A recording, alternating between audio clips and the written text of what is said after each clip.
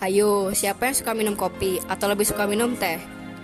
Ternyata kopi itu narkoba loh. Hah, narkoba? Kalian penasaran kan? Yuk tonton video kami, jawabannya ada di dalam sini. Kalian pasti sering dengar kata narkoba kan? Sebenarnya apa sih itu narkoba? Narkoba punya kepanjangan loh. Narkoba adalah singkatan dari narkotika, psikotropika, dan bahan adiktif berbahaya lainnya. Narkoba adalah bahan atau zat yang jika dimasukkan dalam tubuh manusia, baik secara oral atau diminum, dihirup maupun disuntikkan, dapat mengubah pikiran, suasana hati atau perasaan dan perilaku seseorang. Kalian udah gak asing lagi kan sama yang namanya circle? Narkoba juga ternyata punya circle tahu. Pada gak percaya? Nih kita jelasin. Jadi narkoba itu punya golongannya dia masing-masing. Golongan yang pertama memiliki potensi ketergantungan sangat tinggi. Sama sekali tidak boleh dipakai untuk medis, dalam jumlah sangat kecil bisa dipakai untuk kepentingan pengetahuan dan medis. Contohnya sabu, heroin, dan ganja. Golongan yang kedua memiliki potensi ketergantungan tinggi, pilihan terakhir untuk medis, jumlah terbatas dengan izin yang sangat ketat. Golongan yang ketiga bisa digunakan untuk medis, contoh kodein. Jadi kalian harus pintar mencari circle yang baik sehingga kalian tidak terjerumus ke hal yang negatif. Jangan terlalu terpikat dengan kebaikan seseorang sebelum kamu benar-benar mengenal maksudnya. Layaknya narkoba. Sekarang kita terbang ke topik selanjutnya. Wah, banyak banget ya kasus bandar dan pengguna narkoba di dunia.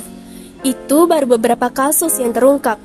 Jadi masih banyak bandar dan pengguna lain yang berkeliaran bebas.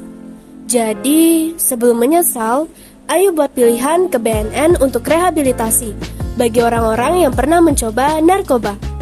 Karena dengan rehabilitasi, orang yang menjalaninya akan terbebas dari tuntutan penjara dan bisa memanfaatkan kesempatan baru dalam hidupnya.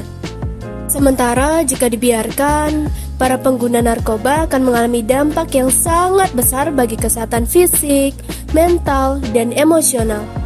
Narkoba memiliki dampak langsung dan dampak tidak langsung.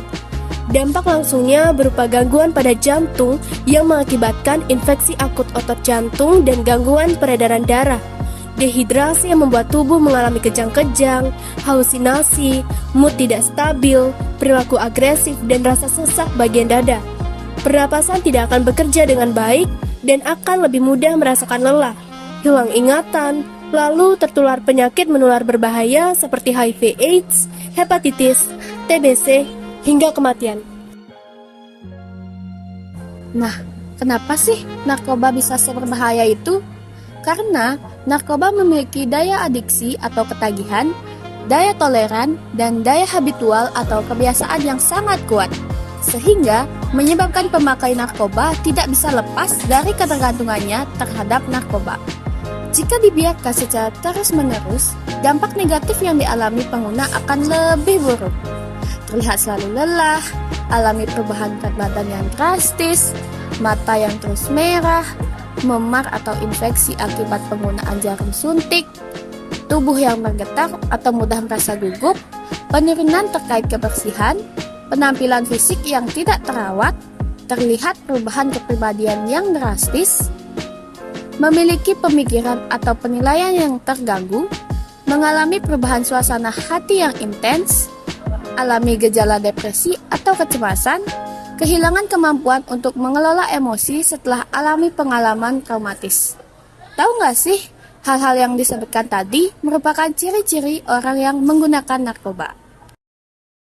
Gimana sih peran kita sebagai generasi penerus bangsa untuk mencegah penggunaan narkoba? Yang pertama, kalian bisa melakukan kampanye anti penyalahgunaan narkoba seperti video yang sedang kalian tonton. Yang kedua, memberikan penyuluhan seluk-beluk narkoba. Yang ketiga, mendidik dan melatih kelompok sebaya. Yang keempat, menjaga pergaulan dan hubungan dengan anggota keluarga. Yang kelima, mendekatkan diri kepada Tuhan. Yang keenam, melakukan berbagai kegiatan positif seperti belajar atau berolahraga. Dan yang terakhir, jika kalian memiliki masalah, jangan menggunakan narkoba sebagai jalan keluar, melainkan berceritalah pada orang terdekat. Jadi, jangan pernah tertarik sama narkoba ya. Lebih baik like video kami. Oh iya, balik lagi ke pernyataan awal.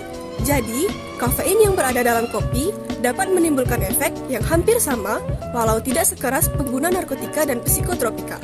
Maka jangan berlebihan mengonsumsi kopi ya.